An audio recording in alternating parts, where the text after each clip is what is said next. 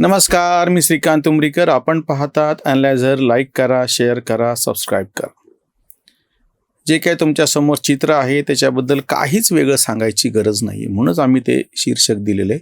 आज फिर वही हुआ, आज फिर कुछ नहीं हुआ. हेच होणार होतं. हे जवळपास विधानसभेचे निकाल लागल्यापासून आमच्यासारखे सगळे सांगतात. विरोधकांनी ज्या पद्धतीनं शस्त्र टाकून दिलेले आहेत, विरोधक ज्या पद्धतीनं सत्ताधाऱ्यांनाच मॅनेज झालेत, मी तर आता खुला आरोपच करतो. कारण की ह्यांची जी लढण्याची प्रवृत्ती असती, तुम्ही लढण्यासाठी म्हणून तुम्हाला विरोधात बसवलेलं आहे आणि तुम्हाला विरोधक शिल्लक ठेवायचे नाहीत का? तुम्हाला शिल्लक राहायचं नाहीये, ही अडचण आहे. हे जे सगळे निकाल महानगरपालिकेचे सांगतायत की ते स्वच्छपणे एक तर सत्ताधाऱ्यांना त्यात पुन्हा भारतीय जनता पक्षाचा कौल देत आहेत. फक्त सत्ताधारी म्हणजे एकनाथ शिंदेच्या जास्त जागा आल्या, अजित पवारांच्या जास्त जागा झाल्या, असं झालेलं नाहीये. संपूर्ण महाराष्ट्रभर. आणि मी तुम्हाला आत्ताच सांगतो, आता हे 4 वाजता व्हिडिओ तुमच्या समोर येतोय, अजून निकाल येत राहतील संध्याकाळी उशिरापर्यंत.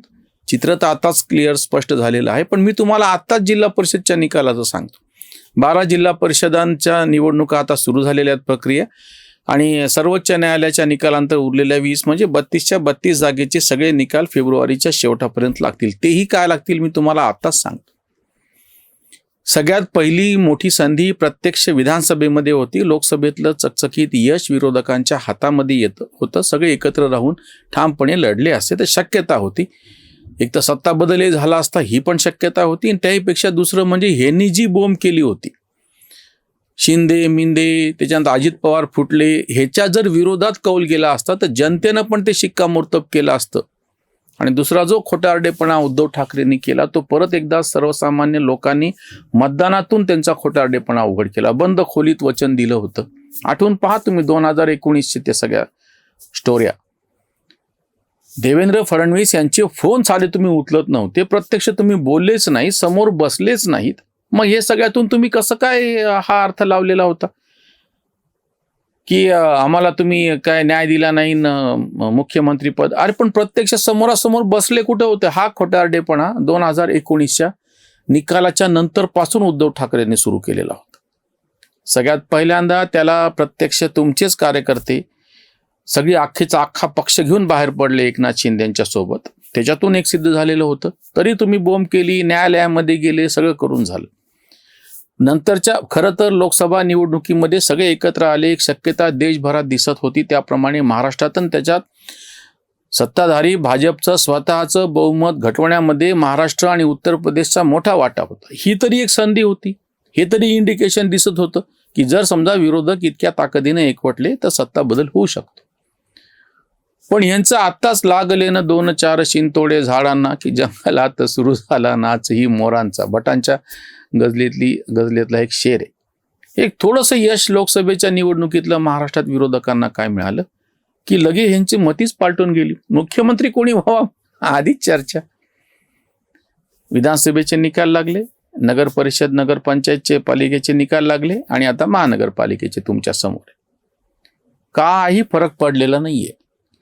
जी एक संधी 2024च्या लोकसभा निवडणुकीच्या नंतर आलेली होती, त्याला आता 2 वर्ष होत आहेत, 2.25 वर्ष होत आहेत, ती पूर्णपणे गमावली. तेव्हाही सत्ताधारी आणि विरोधकात फक्त थोडासा मतांचा फरक आहे, 1.5-2 लाखाचा. हे आवर्जून देवेंद्र फडणवीस सांगत होते. न पत्रकारांनी ऐकलं, न तथाकथित ह्या सगळ्या बुद्धिवंतांनी, लेब्रांडोंनी त्याच्यावरती विचार केला. आणि राजकीय पक्षाचं तर काय बोलायची गरजच नाही. त्यांनी पूर्णपणे झोपा काढल्या. मला आश्चर्य त्यांचं वाटत नाही. मी नेहमी हे सांगत आलेलो आहे. त्याचं कारण असं आहे की राजकीय पक्ष आहेत, त्यांना 24 तास राजकारण करायचं असतं. शक्यता आहे उद्या अजून काहीतरी चित्र पालटेल, अजून काही बदल होईल. जसं काँग्रेस काही अमरत्वाचा पट्टा घेऊन आलेली नव्हती, त्याच्या पद्धतीनं भाजपही काही अमरत्वाचा म्हणजे राजकीय अमरत्वाचा पट्टा घेऊन आलेली नाहीये. भाजपचा कधीतरी व्हायचा तेव्हा पराभव होईल. मला नेहमी आश्चर्य वाटते 2019च्या विशेषतः विधानसभा निवडणुकीच्या निकालापासून उद्धव ठाकरेंनी पलटी मारली आणि हे सगळे त्याचं कौतुक करायला लागले.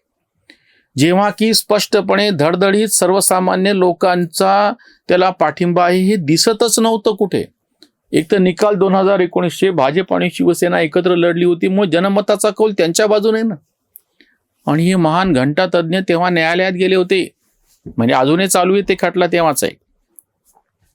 जनतेच्या बाजूनं म्हणून आम्ही न्यायालयात गेलो असं म्हणले होते. आणि जेव्हा प्रत्यक्ष न्यायमूर्तींनी फटकारलं तेव्हा मग गपचूप बसले आणि त्या कपिल सिब्बलच्या ती जे असतं ना झगा त्याच्या आड दडले असं म्हणायची पाळी येते. विधानसभा निवडणुकीत झालं. विधानसभा निवडणुकीत तर त्या सगळ्या निर्भय बनवून कोणी सभेसाठी सुद्धा बोलवलं नाही. लोकसभेच्या वेळेस बोलवलं होतं का यांनी स्वतःहून स्वतःच्या सभा लावून घेतल्या. त्याच्यातूनही कुठलंही बोध यांनी घेतलेलं नाही की विरोधी पक्ष नेता आज सुद्धा निवडता आलेला नाहीये विधिमंडळात.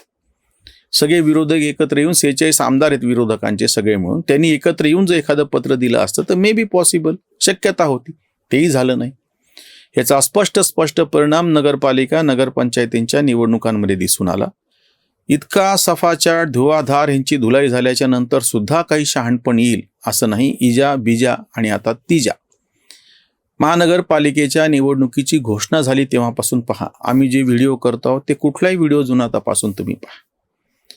एकतर मुद्दा आम्ही सातत्याने मांडलेला होता की ह्या सगळ्या महानगरपालिका, स्थानिक स्वराज्य संस्थाच आणि पुढचे येणारा जिल्हा परिषद सुद्धा या स्वतःच्या पायावरती नाही आहेत. ह्या पूर्णपणे राज्य सरकार ज्याचं आहे त्याच्या ओंजळीनं ह्यांना ते पाणी प्यावं लागतं. त्याच्यामुळे स्वाभाविकच प्रत्यक्ष राज्य सत्तेशी कोणीही निवडून येऊ तो काही भांडण घेणारच नाही. मग लोकांना जर हे दिसत असेल तर लोक काय म्हणून विरोधकांना की जे पुन्हा विखुरलेले त्यांच्याकडे कशाचाच काही नाही, अभावच आहे सगळ्या गोष्टीचा, काय म्हणून विरोधकांना लोक निवडून देतील. दुसरा महत्वाचा मुद्दा होता की यांच्या पुढे कुठलंच काही विजन नव्हतं.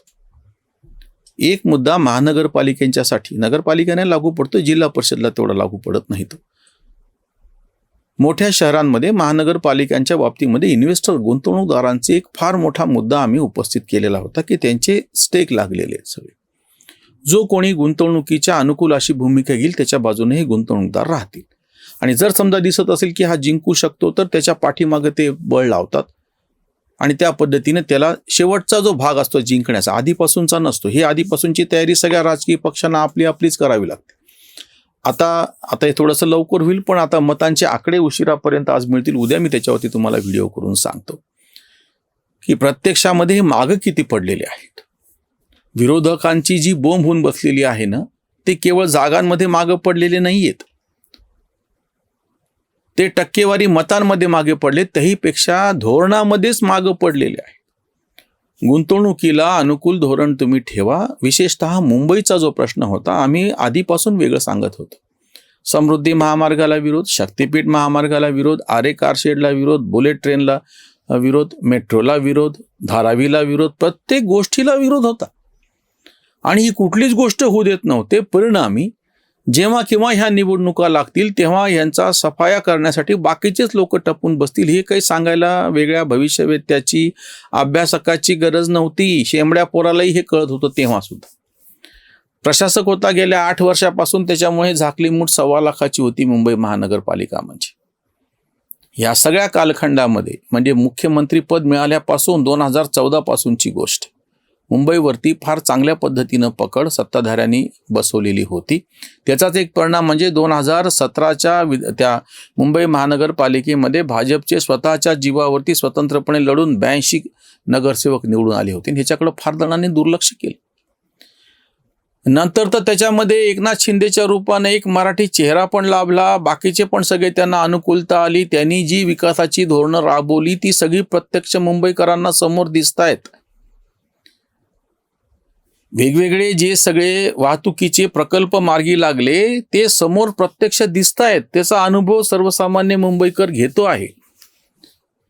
सगळं चांगलं झालं का नाही, अडचणी आहेत का, ते सगळं खरं असतं, पण लोक उपलब्ध मधला कुठला पर्याय आहे तो निवडत असतात. हे आम्हाला काहीच नको, हे हाऊस परवडत नाही. ते त्या एका याच्यात कवितेमध्ये जशी ओळ आहे ना की सर्वसामान्य माणसाला दुःख कुरवाळ्यासा आता कुरवाळा यासा आता तेवढा वेळ नाही. दुःख भरडून खाणारी माणसं असं जात्यावरच्या ओवीमध्ये एक संदर्भ आहे अप्रतिम असा. ती बाई केवळ जात मध्ये दाणे भरडते असं नाही, दुःखही भरडून खाते. दुःख करत बसण्यामध्ये त्याला वेळ नसतो, त्याला त्याची कामं करायची असतात. त्याच पद्धतीनं सर्वसामान्य मतदारांना ठीक आहे, जे काही खराब आहे जे काही वाईट आहे ते आहे, जे काही बंब मारायचे ते मारूत, जे काय शिवाय द्यायच्या ते देऊ, टीका करायची ते करू, पण दोन्ही मधला जो कोणी त्यातल्या त्यात ठीक आहे काही करू शकतो त्याला निवडून देऊ. मला कोणीच नको, मला नोटाच पाहिजे, ही हाऊस फक्त घंटा तज्ज्ञांना परवडती, सर्वसामान्य लोकांना नाही. त्याच्यामुळे सर्वसामान्य लोक हे निवडतील, दोन्हीपैकी एक उजवा पर्याय निवडतील. ह्याला काही दुसरं काहीच का पर्याय नव्हता. हे ज्या पद्धतीने आरडाओरडा, कोर्टात जाणे, वेगळे नॅरेटिव्ह सेट करणे, तो एकच मतदार आणि नोटाचं बटन असलेलं सुद्धा ईव्हीएमचं, हे सगळी हाऊस यांची आहे. बिनविरोधसाठी कोर्टात गेल्यांना जी थप्पड बसली ना, ती काय फक्त न्यायालयाकडून बसलेली नाहीये. आत्ता सर्वसामान्य लोकांनी मतदानातून पण यांना थप्पड दिलेली, पण यांना शिकायचं नाही. बरं, हे चालू असताना लगेच जिल्हा परिषदची प्रक्रिया चालू झाली. मी तुम्हाला लिहून देतो, हे त्याच्यापासून तर काहीच शिकणार नाही. कोण जरांगे, काय त्याचं वक्तव्य की माझा कोणाला पाठिंबा नाही, तुम्ही आहेत कोण? त्याला इतकी मोठी प्रसिद्धी देणारी ही माध्यमं आहेत काय? महानगरपालिकांच्या निवडणुका, विशेषतः मुंबईच्या निवडणुकांनी हे अतिशय स्पष्टपणे दाखवून दिलेलं आहे की हे सगळे जे स्टुडिओत बसून पत्रकारिता करणारे लिब्रांडू, हे बदमाश पुरोगामी जे सगळे आहेत, त्यांच्या रोजीरोटीसाठी जे करायचं ते करत बसतील. सर्वसामान्य लोकांना यांच्याशी काही देणं घेणं नाही. सत्ताधाऱ्यांना सर्वसामान्य लोकांची ही जी काही विकासाच्या संदर्भातली जी काही त्यांची भावना आहे ती नीट कळलेली आहे आणि त्या पद्धतीने त्याच्यासाठी म्हणून शांतपणे सत्ताधारी त्यांच्या पद्धतीनं आखणी करतायत. सर्वसामान्य लोक त्याला, सर्वसामान्य मतदार त्याला प्रतिसाद देत आहेत. हेच या मनपा निवडणुकीच्या निकालाने सिद्ध झालेलं आहे.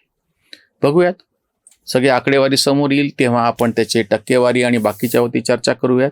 जिल्हा परिषदचं आत्ताच प्रक्रिया सुरू झाली, पण मी आधीच सांगतो त्याच्यामध्ये पुन्हा काही वेगळं होण्याची शक्यता आहे. इथेच थांबूयात. धन्यवाद. जागृतीचा विधायक बुरुज